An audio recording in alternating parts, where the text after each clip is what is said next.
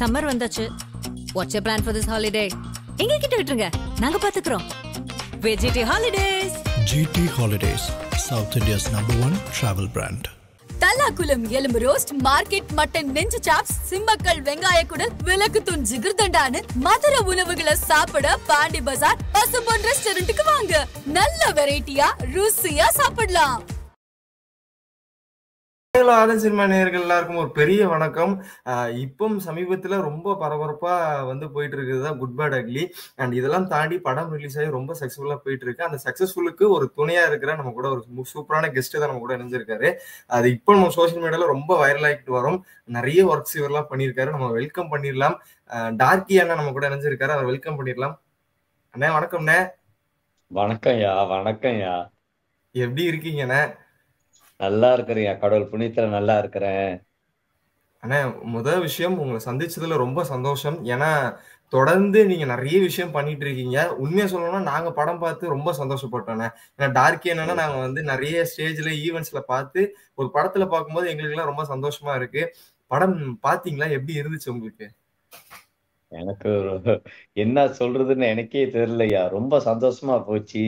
அதுவும் தியேட்டர்ல அண்ணனோட சீன் வந்தோடனே எல்லாரும் கத்தி டான்ஸ் ஆடி பாட்டு கூட விளங்காம போச்சியா. ரொம்ப சந்தோஷமா இருந்துச்சு, ரொம்ப சந்தோஷமா இருந்துச்சு. அப்புறம் அந்த ஸ்கிரீன்ல நம்ம அஜித் சார் வேற பார்த்தோமா. நம்மளுக்கு ரொம்ப பிடிக்கும் அஜித் சார். ரொம்ப சந்தோஷமா இருந்துச்சியா. கண்டிப்பாண்ணே. ஆனா நாங்க தமிழ் ஆடியன்ஸ் தமிழ்நாட்டுல ரொம்ப பயங்கரமா என்ஜாய் பண்ணிட்டு இருந்தோம். மலேசியா மக்கள் எல்லாம் எப்படி என்ஜாய் பண்ணாங்க? நாங்க ரீல்ஸ் எல்லாம் பார்த்துட்டு இருந்தோம். பயங்கரமா என்ஜாய் பண்ணிட்டு இருந்தாங்க. ஆமா ஆமா ஆமா ஆமா. என்னதுனாக்கா, எப்பல இருந்து இந்த விஷயம் ஸ்டார்ட் ஆயிடுச்சுன்னா ட்ரெயிலர் போட்டாங்கல்ல, அப்பல இருந்து ஸ்டார்ட் அடிச்சு போன் அடிச்சு இப்படி செஞ்சு அப்படி செஞ்சு இந்த வீடியோ அந்த வீடியோன்னு காமிச்சு ரொம்ப சந்தோஷமா ஆயிட்டாங்கய்யா. அது என்ன ஒரு விஷயம் சொன்னாங்கன்னா, நம்ம ரசிகர்கள்லாம் அஜித் போன தடவை ரஜினி கூட இப்ப அஜித் கூட உங்களுக்கு வாய்ப்பு கொடுத்துருக்காரு, ரொம்ப நன்றி சொல்லணும் நம்ம அஜித் சார் கூட, ரொம்ப நன்றி ரொம்ப நன்றின்னு எல்லாம் வாழ்த்துக்களை தெரிவிச்சுக்கிட்டாங்கய்யா. கண்டிப்பாண்ணே. ஆனா இந்த வாய்ப்புன்ற ஒரு விஷயம் உங்களுக்கு கிடைச்சிருக்கும். இந்த வாய்ப்பு முதல்ல எங்க இருந்து வர ஆரம்பிச்சதுன்னா எப்படி கிடைச்சது இந்த படத்துல? ஆமா, முதல்ல நம்ம ஃபேமிலியா வீட்டுல இருக்கும் போது ஒய்ஃப் தான் போன் எடுத்தாங்க. எடுத்துட்டு நம்ம கோ டைரக்டர் ஹரிஸ் இருக்காருல்ல, அவர்கிட்ட சொன்னாரு, இந்த மாதிரி ஒரு குட் பேட் அக்லின்னு அஜித் சார் வச்சு படம் எடுக்கிறோம், அதுல நம்ம புலி சாங் போடணும்னு. நான் நினைச்சுக்கிட்டேன் சும்மா யாரோ விளாடுறாங்க போல, சரி பாப்போம். அப்புறம் மக்கியானாலும் திருப்பி கேக்குறாரு, நீங்க உங்களுக்கு ஓகே தானே? இப்ப நம்ம உண்மையிலே நம்மளுக்கு அங்க தம்பி ஒருத்தர் இருக்காரு, விக்ராம்னு ஊர்ல இருக்காரு, சென்னையில தான் இருக்காரு. அப்ப அவருக்கு போன் அடிச்சு கேட்டேன், இந்த மாதிரி ஹரிஸ்ன்றாங்க அதீத்ன்றாங்க, யாருன்னு பாருங்கன்னு. அப்பதான் அவங்க சொன்னாங்க, ஓ இந்த படத்தெல்லாம் அவங்க டைரக்ட் பண்ணிருக்காங்க, மார்க் ஆந்தனி, அப்புறம் 2-3 படம், அந்த டைம் டிராவல் படம், அதெல்லாம் அவங்க செஞ்சிருக்காங்க. ஓ அப்ப உண்மைதான் சொன்ன கையோட நேரா நம்மளுக்கு டிக்கெட் போட்டு நேரா அங்க கிளம்பி வந்துட்டேன் சென்னைக்கு. சிறப்புண்ணே. ஆனா எங்களுக்கு நாங்க படத்துல பார்க்கும்போது விஷுவல் ஒண்ணு பார்த்தோம். நீங்க அந்த போலீஸ் ஜீப்ல பயங்கரமா ஒரு சீக்வன்ஸ் ஒண்ணு பண்ணிட்டு இருப்பீங்க. அந்த சீக்வன்ஸோட மேக்கிங் எப்படி இருந்துச்சுண்ணே? எடுக்கும்போது அந்த ஷாட்ல எடுக்கும்போது எப்படி இருந்துச்சு? ரொம்ப ஹாப்பியா இருந்துச்சியா. ஏன்னா நான் முந்தி ஒரு நேரத்துல ஒரு வீடியோ கிளிப் செய்வோம் பாருங்க, நம்ம ஒரு இண்டிபெண்டன்ட் ஆர்டிஸ்டா இருந்து வீடியோ செய்யும் போது கொஞ்சம் கஷ்டங்கள் இருக்கும். ஒரு 3-4 தடவை எடுக்கணும், அப்படி எடுக்கணும்னு. அப்ப நம்மளுக்கு அங்கிட்டு கோரியோகிராஃபர் இருக்க ஆரம்பிச்சுட்டாரு. கோரியோகிராஃபர் இப்படி செய்யுங்க நம்மளுக்கு கொஞ்சம் ஈஸியா போயிருச்சு. அங்கிட்ட நம்ம அதிக் டைரக்டரும் ரொம்ப சரியான கோஆபரேஷன். நம்மள ஒரு எத்தனையோ செகண்ட் எடுத்து போட்டு டக்குன்னு நிப்பாட்டிடுவாரு. என்ன மசாலா டீ குடிங்கண்ணே, கொஞ்ச நேரம் ரெஸ்ட் எடுங்கண்ணே, இந்த எனர்ஜி வாட்டர் எல்லாம் இருக்கு ஊர்ல உள்ளது, அதை கொஞ்சம் குடிச்சிங்க, ரெஸ்ட் எடுத்துதான் அந்த இதை செஞ்சோம். என்ன ஒண்ணு நல்லா இருந்துச்சுன்னா, அவங்க வேற பிளான் பண்ணியிருந்தாங்க. நம்ம அண்ணனுக்கு KL இந்த மலேசியால மக்கியானால் ஷோன்னு சொன்னதுனால வேற கெட்டாப்பா ஓசிச்சு அந்த டைம்லயே அவனது அந்த லோரி மாதிரி எல்லாம் செட்டப்லாம் செஞ்சு இப்படி பண்ணி அப்படி பண்ணி கஷ்டப்பட்டு எடுத்தாங்க. அவங்கதான் கஷ்டப்பட்டாங்கயா, எனக்கு கஷ்டமே கொடுக்கலையா. ரொம்ப சந்தோஷமா இருந்துச்சுயா. கண்டிப்பாண்ணே. அந்த சீன் உங்க பாட்டு வரும்போது, அந்த புள்ளி புள்ளி பாட்டு வரும்போது, நீங்க ஒரு பக்கம் பெர்ஃபார்ம் பண்ணிட்டு இருக்கீங்க. At the same time Ajith sir ஒரு பக்கம் பெர்ஃபார்ம் பண்ணிட்டு இருக்காரு. எங்களுக்கு ஆமா. குழப்பமா இருக்கு. உங்கள பார்க்கவா அஜித் சார பார்க்கவா, உங்கள பார்க்கவா அஜித் சார பார்க்கவான்ற ஒரு மைண்ட் செட் எங்களுக்கு மாறி மாறி போயிருச்சு. ஏன்னா 2மே ரொம்ப பிரமாதமா இருந்துச்சுன்னு சொல்ல வரேன். ஆனா எங்களுக்கு ரொம்ப சந்தோஷமா இருந்துச்சு. ஏன்னா ஒரு பெரிய ஒரு விஷயம், இந்த ஒரு வாய்ப்பு உங்களுக்கு கிடைக்கும்போது அப்படின்னு இருக்கும்போது, அஜித் சார் கிட்ட பேச வாய்ப்பு கிடைச்சதா அங்க இருக்கும்போது? இல்ல சார். இல்ல, இல்ல. இல்ல, இல்ல. ஓகே. ம். கண்டிப்பா. ஆனா இப்போ தொடர்ந்து நம்ம பார்த்துட்டு வரோம். நெறைய விஷயம் வந்து நீங்க பண்ணிட்டு இருக்கும்போது, எங்களுக்கு இப்போ ரீசென்ட் டேஸ்ல உங்க இன்டர்வியூஸ்லாம் பார்த்து சோசியல் மீடியா பார்த்துட்டு இருக்கும்போது, அந்த புள்ளி புள்ளி வந்து ரொம்ப பயங்கரமா போயிட்டு இருக்கீங்க. மீம் டெம்ப்ளேட் எல்லாம் எடுத்து பயங்கரமா போட்டுட்டு இருக்காங்கண்ணே.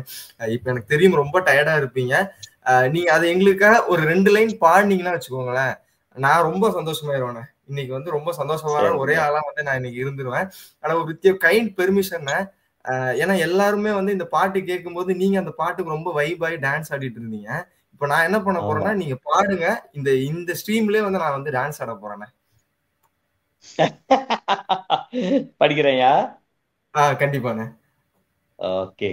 புள்ளி புள்ளி புள்ளி பிள்ளை புள்ளி புள்ளி புள்ளி பிள்ளை புள்ளி புள்ளி புள்ளி புள்ளி பிள்ளை புள்ளி புள்ளி புள்ளி பிள்ளை புள்ளி புள்ளி புள்ளி புள்ளி புள்ளி புள்ளி புள்ளி புள்ளி புள்ளி பிள்ளை புள்ளி புள்ளி புள்ளி புள்ளி புள்ளி பிள்ளை ஏ வரண்டா வரண்டா ரத்த வெறி கொண்ட கட்டுப்புள்ளி பொண்ணு வேகமா தஞ்சிக்க வரண்டா அவன் வரிஜே தரண்டா அவன் பல் பல் குறண்டா பெய்ய சுரைய அடைஞ்சிக்க போறண்டா சக்க பக்க சக்க வங்க நீங்க. கண்டிப்பாண்ணே. ஆனா உண்மையிலே இந்த இந்த மொமெண்ட் வரும்போது, நாங்க தியேட்டர்லாம் பார்த்து பயங்கரமா என்ஜாய் பண்ணிட்டு இருந்தோண்ணே. பயங்கரமா என்ஜாய் பண்ணிட்டு இருந்தோம். நீங்க சொன்ன அந்த விஷயம் தான். பாட்ட கேட்கிறதா, உங்கள பார்க்கிறதா, பாட்டு கேட்கிறதா, உங்கள பார்க்கிறதா அப்படின்னு ஒரு விஷயம் ஒண்ணு இருந்துச்சுண்ணே. கண்டிப்பாண்ணே. சினிமால வந்து நம்ம எவ்வளவு தூரம் போனாலும் ஒரு முக்கிய பங்கா வந்து எல்லாத்துலயும் ஒரு விஷயம் நமக்கு சாதிக்கணும்ன்ற ஒரு விஷயம் இருக்கும். உங்களுக்கு இந்த ஆமா. விஷயம் எப்படி இருக்குண்ணே? ரொம்ப வித்தியாசமான ஒரு அனுபவம் ஐயா. ஏன்னா போன தடவை நம்ம கபாலில நினைச்சது வந்து ரஜினி சார் இங்க வந்துட்டாங்க. அவங்க ஹோல் ட்ரூப் இங்க வந்து தான் ஷூட்டிங் செஞ்சாங்க. ஆனா இது அஜித் விஷயத்துல வந்து நம்ம சென்னைக்கு போயிட்டோம். அது ஓகே. ஒரு புது அனுபவம் இருந்துச்சு. அதோட நானும் இதான் ஃபர்ஸ்ட் டைம் தமிழ்நாட்டுக்கு நான் வரேன். அது ஓகேண்ணே. எனக்கு ரொம்ப சந்தோஷமா போச்சு. அங்க போய் இறங்கின உடனே ஷூட்டிங்கே மறந்துட்டேயா. சுத்தி ஆ. பார்த்தாக்கா தமிழ் எடுத்து நம்ம தமிழ் மக்களு தமிழோட ஜாமான், அந்த சொம்பு, சட்டி, மசாலா டீ, என்னென்னமோ புதுமையான சாப்பாடு. அங்க பவுடர் மாவுலாம் இல்ல. பசும்பால் ஓகே. தான். ரொம்ப ஆ. சந்தோஷமா இருந்துச்சுயா. இது எனக்கு ஒரு கண்டிப்பா. புது அனுபவம்யா அது. புது அனுபவம். கண்டிப்பாண்ணே. ஆனா இப்போ உங்க இன்டர்வியூலாம் பார்த்துட்டு இருக்கும்போது, கமெண்ட்ஸ்ல நெறைய பேர் போட்டிருந்தாங்கண்ணே. அண்ணன் ரொம்ப எல்லாருக்கும் ரொம்ப மரியாதை குடுத்து, "வாங்கய்யா, போங்கய்யா, வாங்கய்யா, போங்கய்யா" அப்படின்னு சொல்லி ரொம்ப மரியாதை குடுத்து பேசிட்டு இருந்தாரு. இது எங்க இருந்து வர ஆரம்பிச்சதுங்க? இது நம்மளோட குருநாதரு, எங்க அப்பா, எங்க சித்தப்பா கத்துக் குடுத்த ஒரு விஷயம்யா. நம்ம எவ்வளவுதான் உயர போனாலும், ஆமா இல்லைங்களா? கடைசியில நீங்களும் அதே சோறு தான் சாப்பிடுவீங்க. நானும் அதே சோறு தான் சாப்பிடுவேன். நீங்க 50,000 வெள்ளி சம்பாரிச்சாலும் அதே வாழ்க்கை தான். நான் 50 கோடி சம்பாரிச்சாலும் அதே வாழ்க்கை தான். அப்ப நம்மளுக்கும் உங்களுக்கும் எனக்கு என்ன வேறுபாடு இருக்கு? ஆமா இல்லைங்களா? அதான் என்ன தினம் திங்க் பண்ணுவேன். 2வது 90 போடுவேன்யா. 90 பத்தி தான் உங்களுக்கு தெரியுமே. ஒரு நாள் இல்ல ஒரு நாள் இந்த உடல் சாம்பலா ஆகும். அதுக்குள்ளார என்ன அது உயர்ந்தவன், தாழ்ந்தவன், ஏழை, பணக்காரன் என்னையா இருக்கு? நம்ம எல்லாம் கண்டிப்பா. ஒண்ணுதானேயா. அந்த இது அப்படியே நான் பழகிட்டேன்யா. கண்டிப்பாண்ணே. ஆனா எல்லாரும் இன்னொரு முக்கியமான விஷயம்ண்ணே. உங்களோட குரலுக்காக எல்லாரும் பயங்கரமான ஒரு ஃபேன் பேஸா இருக்கிறாங்கண்ணே. அந்த குரல்ன்ற விஷயத்த வந்து நம்ம கரெக்ட்டான ஒரு வேல வந்து கொண்டு போறணும்ன்ற ஒரு விஷயம் இருக்குல்ல. அத எப்படி மெயின்டெயின் பண்றீங்க? ஆமா. இந்த குரல் எப்படி பார்க்குறீங்கண்ணே? அது என்னோட மனைவிக்கு தான்யா நான் நன்றி சொல்லணும். நான் ஷோ டைம்ல ஐஸ் தண்ணி எடுக்க மாட்டேன். அப்புறம் எனக்குன்னு ஒரு பழக்கம் இருக்கு. அண்ணன் சிகரெட் குடிக்க மாட்டேன். இந்த ட்ரிங்க்ஸ் எல்லாம் சாப்பிட மாட்டேங்க. சோ அதனால ஓகே. தான் நம்ம இன்னும் குரல நம்ம மெயின்டைன் பண்ணிக்கிட்டு இருக்கோம். கடவுள் அருளால இன்னும் நம்ம மேலும் மேலும் மெயின்டைன் பண்ணிக்கணும்னு நீங்களும் கடவுளை கும்பிட்டுக்குங்கய்யா. கண்டிப்பாண்ணே, கண்டிப்பாண்ணே. ஏன்னா எங்களுக்கும் நெறைய ஆசை இருக்குண்ணே. நீங்களும் நெறைய பாடல்கள் பாடணும், நெறைய விஷயம் பண்ணணும்னு எங்களுக்கும் ஆசையா இருக்குண்ணே. இன்னொன்னு நீங்க ஆமா. எழுதிய பாடல்கள் நெறைய இருக்கட்டும். படம் ரிலீஸ்க்கு அப்புறம் ரிலீஸ் வரதுக்கு முன்னாடி நைட் வந்து உங்களோட பாடல்கள் வந்து YouTubeல ரிலீஸ் ஆச்சுன்னா, அதெல்லாம் நாங்க பார்த்தோம். எங்களுக்கு ரொம்ப சந்தோஷமா இருந்துச்சு. ஏன்னா வந்து சிங்கர், லிரிக் ரைட்டர் அப்படின்ற ஒரு பேர் வந்து உங்களுக்கு வரும்போது எங்களுக்கு ரொம்ப சந்தோஷமா இருந்துச்சுண்ணா. அது அது பார்க்கும்போது எப்படி இருந்துச்சுண்ணா? ரொம்ப சந்தோஷமா இருந்துச்சு. ரொம்ப ரொம்ப சந்தோஷமா இருந்துச்சு. ஏன்னா ஒரு நேரத்துல நம்ம ஏதாச்சும் ஒரு விஷயம் செய்யும்போது வேற இந்த மாதிரி ப்ராஜெக்ட்ல நம்ம பேரே வராது. ஓகே. இதுல பேரை போட்டுட்டு அப்புறம் அது என்ன லிரிக் வீடியோல அதுலயும் ஆமா. என்னோட முகத்தை காமிச்சு நம்ம அஜித் டைரக்டருக்கு ரொம்ப ரொம்ப நான் நன்றியை தெரிவிச்சுக்கிறேன்யா. இந்த வாய்ப்பு வந்து எனக்கு தெரிஞ்ச வரைக்கும் எனக்கு கிடைச்ச மாதிரி மத்தவங்களுக்கு கிடைச்சதே இல்லையா. அதை நினைச்சா கொஞ்சம் சந்தோஷமா இருக்குயா. கண்டிப்பாண்ணே. ஆனா இப்போ இந்த புள்ளி புள்ளி சாங் வந்து நாங்க பார்த்தோம். ரெக்கார்டிங் அப்போ என்னெல்லாம் நடந்துச்சுண்ணே? ரெக்கார்டிங் பண்ணும்போது ஜிவி என்ன சொன்னாரு? ஆதிக் என்ன சொன்னாரு? நாங்க ஈவென்ட்ல நிறைய உங்க பாட்டுலாம் கேட்டிருக்கிறோம். ரெக்கார்டிங் அப்போ என்ன நடந்துச்சுண்ணே? நேரா போனேன்யா. போயிட்டு சப்பாத்து கழட்டிட்டு உள்ள போனா ஒரு தம்பி வந்தாரு, தாடி வச்ச தம்பி. அவருதான் ஓகே. மும்மல வந்து கட்டி பிடிச்சிட்டு என்ன கைய பிடிச்சிட்டு கூட்டிட்டு போனாரு, என்னமோ பச்சை குழந்தை மாதிரி. ஆ. வந்துட்டு அங்க உக்காந்துட்டு என் தொடையில கைய வச்சுக்கிட்டு பேசிக்கிட்டு இருக்காரு. ரொம்ப சந்தோஷம் நான் உங்களை பார்த்தது அப்படி இப்படின்னு. அப்பதான் இன்னொருத்தர் வந்தாரு, அவரும் மலேசியாக்காரரு விக்ரம்னு, இந்த அக்கு டாக்கின்னு ப்ராஜெக்ட் செய்றவரு. அவர் தான் கேட்டாரு, அண்ணா தெரியுதா யாருன்னு. சொன்ன தெரியலையான்னு. அப்ப சொன்னா அவங்க தான் ஜிவி பிரகாஷ்னு. நானு ஷாக் ஆயிட்டேன். சொன்னேன் என்னய்யா படத்துல எல்லாம் பார்த்தாக்க ஒரு மாதிரியா கருப்பா ஒரு மாதிரியா இருக்கு, இதுல தக்காளி பழம் மாதிரி வெள்ளை வெள்ளையன்னு இருக்கிறீங்கன்னு. அது அப்படித்தான் நான் கெட்டப்னு சொல்லிட்டு அப்புறம் அவரோட மியூசிக்கை போட்டு காமிச்சாருயா, பாருங்கன்னா இது எப்படி வந்திருக்குன்னு. கேட்ட உடனே எனக்கு ரொம்ப மனசுக்கு சந்தோஷமாயிருச்சுயா. அது எப்படின்னா இருக்கா, அண்ணனோட மியூசிக்கு தகுந்த மாதிரி அவர் கரெக்டா போட்டுட்டு இன்னும் அடிஷனலா இன்னும் கொஞ்சம் உள்ள கொஞ்சம் சங்கதிகள் மியூசிக் எல்லாம் போட்டாரு. ரொம்ப நல்லா ஓகே. இருந்துச்சு. அப்புறம் நம்ம போய் மேல கிட்டார் அடிச்ச உடனே ரொம்ப ஆ. நல்லா இருந்துச்சு. அப்புறம் ரெக்கார்டிங்ல போய் பாட்டு படிச்சுட்டு சூப்பர்ன்னு சொல்லிட்டு அதுக்கப்புறம் தான் தம்பி கிளம்புனாரு ஜிவி பிரகாஷ். என்னதான் இருந்தாலும் நீ இன்னும் நம்ம அடுத்த கட்டம் அந்த உங்க பர்சனல் பத்தி நிறைய விஷயம் கேட்போம். உங்க எனர்ஜி வந்து நாங்க ஸ்கிரீன்ல வந்து பார்த்தோம். அந்த டான்ஸ் பெர்ஃபார்ம் பண்ணும்போது அஜித் சார் அந்த பெர்ஃபார்மன்ஸ் பார்த்ததுக்கு அப்புறம் உங்ககிட்ட ஏதாவது சொன்னாரா? உங்களோட எனர்ஜி பத்தி, உங்களோட எனர்ஜி பயங்கரமான ஒரு எனர்ஜியை பத்தி அஜித் சார் ஏதாவது சொன்னாரா உங்ககிட்ட? இல்ல, நம்ம தான் அஜித்தை பார்க்கலையா. ஓ அப்படிங்களா? ஓகேண்ணே. அஜித் நான் பார்க்கலையா. அந்த அந்த ஸ்பாட்லயும் சரி, ஷூட்டிங்ல ரெக்கார்டிங்கும் சரி, நம்ம அஜித் சாரை பார்க்கலையே. கண்டிப்பாண்ணே. இப்போ ஆனா மலேசியா மக்கள் இதுக்காக கிட்ட நான் பார்த்துருவேன்னு எனக்கு ஒரு நம்பிக்கை இருக்கு. எப்படியாச்சும் நம்ம அஜித் டைரக்டர்கிட்ட சொல்லி அஜித் சார் வீட்டுக்கு கூட்டிட்டு போங்கன்னு சொல்ல போறேன்யா.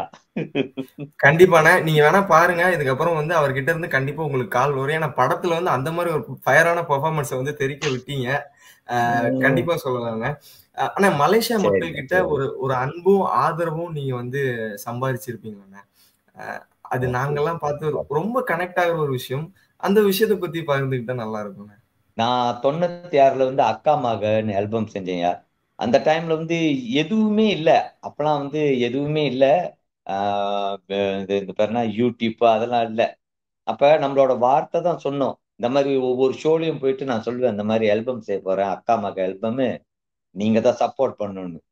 அந்த அந்த வார்த்தையை வச்சு அந்த அன்னைக்கு பத்திகேஃப்ல நம்ம பூத் எடுத்து கெசட் விற்கும் போது எல்லாரும் வந்து சப்போர்ட் பண்ணாங்கய்யா.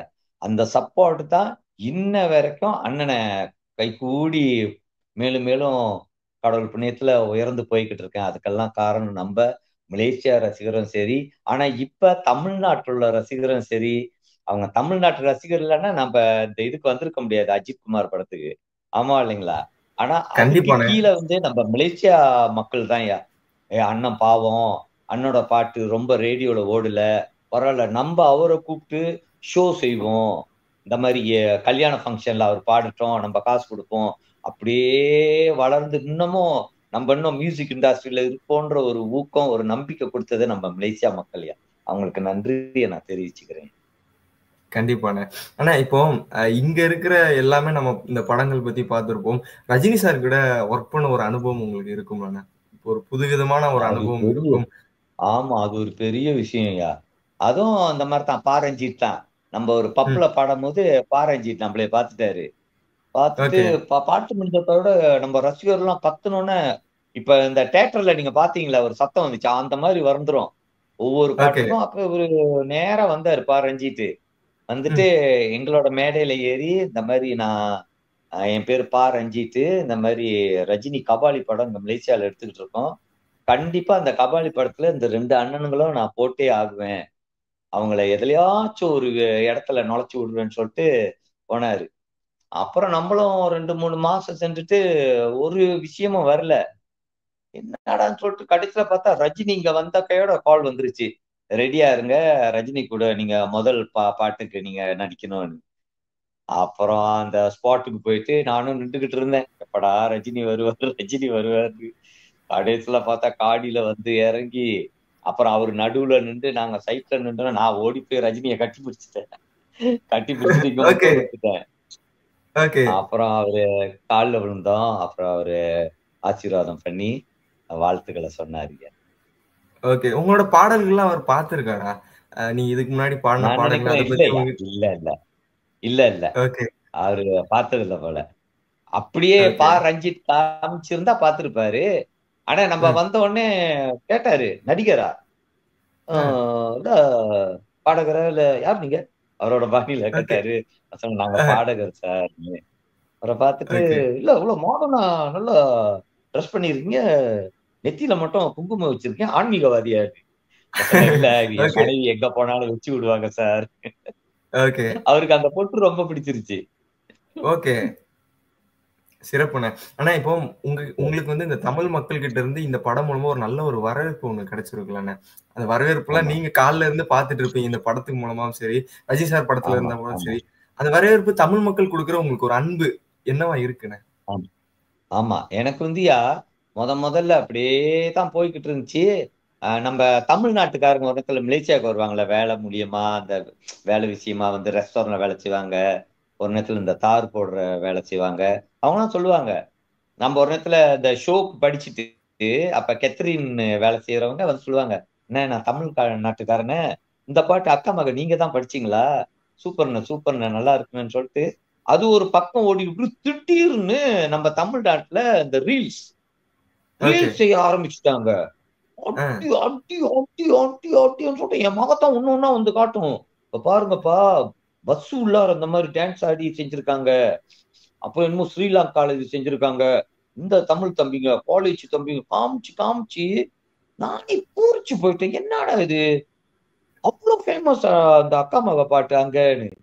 சோ அந்த இப்பதான் அந்த ரீல்ஸ் வந்துச்சிருமாயா. அப்ப நான் என்ன தெரியுமா நம்புறேன், இந்த ரீல்ஸ் தான் இந்த அஜித் கூட சேர்த்து வச்சிச்சு. அது வரைக்கும் நம்ம தமிழ்நாட்டு மக்களுக்கு, தம்பிங்க அக்காங்க நம்ம பிள்ளைங்களுக்கு எல்லாம் நான் நன்றியை தெரிவிச்சுக்கிறேன். கண்டிப்பாண்ணே.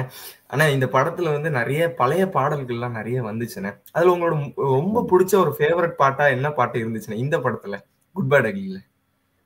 எனக்கு வந்து இது இளமை இதோ இதோ இனிமை எனக்கு ரொம்ப பிடிச்சிருச்சு அந்த கட்டம். தெரியல, அப்படியே சவுண்ட்லாம் நல்லா கிளியரா நல்லா இருந்துச்சியா. ஓகேண்ணே. ஆனா இப்போ வளர்ந்து வரைய நிறைய ரேப் பாடல்களா இருக்கட்டும் சரி, அடுத்த கட்டத்தை நோக்கி நிறைய பேர் வந்து இந்த ரேப் மூலமாவும் சரி, அவங்க பாடல்கள் மூலமாவும் சரி, சொந்த வரிகளை நிறைய பேர் வந்து எழுதிட்டு வராங்க. அவங்களுக்கு அண்ணன் கொடுக்குற ஒரு பெரிய ஒரு அட்வைஸா இருக்குன்னா என்ன கொடுப்பீங்கண்ணே? ஆமா, எனக்கு தெரிஞ்சியா வாழ்க்கையில வந்து ரொம்ப கஷ்டங்கள் தான் வரும். நம்ம ஒரு பாதையை நோக்கி போறோம்னு சொன்னா அங்க கஷ்டங்கள் இருக்கும், கல் இருக்கும், முள்ளு இருக்கும், மேடு இருக்கும், பாறை இருக்கும். அதெல்லாம் தாண்டி போறதுதான் ஒரு ஆர்டிஸ்டோட கடமை.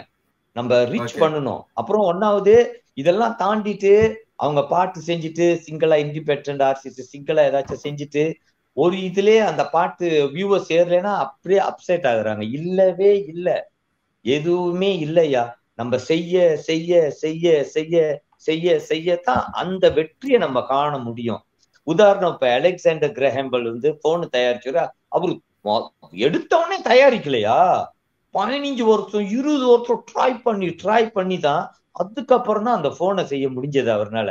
அப்ப நம்ம ஆமா இல்லைங்களா, நம்ம பாட்டு செய்யறவங்க ஒரு 10 வருஷம் 15 வருஷமாச்சும் விடாமுயற்சியோட இருக்கணும். ஆனா அந்த விடாமுயற்சியில இருக்கும் போது நம்ம கடவுள் நம்பிக்கை இருக்கணும். முதல்ல எப்படி நாடை பாக்குறோமோ முதல்ல வீட்டை பாத்துக்கணும். அம்மா அப்பாவுக்கு சம்பாரிச்சு கொடுக்கணும். ஆமா இல்லைங்களா, நல்ல பிள்ளையா இருக்கணும், சிகரெட் குடிக்க கூடாது, ட்ரிங்க்ஸ் சாப்பிடக்கூடாது. நல்ல கடவுள் வழியில போனாக்கா எந்த தடங்களும் வந்தாலும் கடவுளே நம்மளுக்கு ஒரு நிலைய கொடுத்துருவாரு. ரஜினிகாந்த் ஒரு உதாரணம் சார். கண்டிப்பாண்ணே. ரொம்ப ரொம்ப ரொம்ப அழகா ரொம்ப அற்புதமா சொன்னீங்கண்ணே. எனக்கு ரொம்ப உங்ககிட்ட பிடிச்ச ஒரு விஷயம், எல்லாருக்கிட்டையும் ரொம்ப அன்பா பேசுறீங்கண்ணே. அது எல்லாருக்கும் வராது. அந்த விஷயம் கடவுள் உங்களுக்கு கொடுத்திருக்காருன்ற போது எங்களுக்கு ரொம்ப சந்தோஷமா இருக்குண்ணே. தொடர்ந்து நிறைய விஷயம் பண்ணுங்க, இன்னும் நிறைய படங்கள் பண்ணுங்கண்ணே. அதெல்லாம் நாங்க தியேட்டர்ல பார்த்து உங்களை என்ஜாய் பண்ணணும். அதுக்கு என்னோட சார்பா ஆதன் சினிமா சார்பா உங்களுக்கு ஒரு பெரிய வாழ்த்துக்களை வந்து தெரிவிச்சுக்கிறேன்னு. இந்த நேரத்திலயும் சரி எங்களுக்காக வந்து உங்களுக்கான நேர்காணல் வந்து ஒதுக்கி கொடுத்ததுக்கு ரொம்ப நன்றிண்ணே. ரொம்ப தேங்க்ஸ்யா, ரொம்ப தேங்க்ஸ்யா, ரொம்ப தேங்க்ஸ்யா.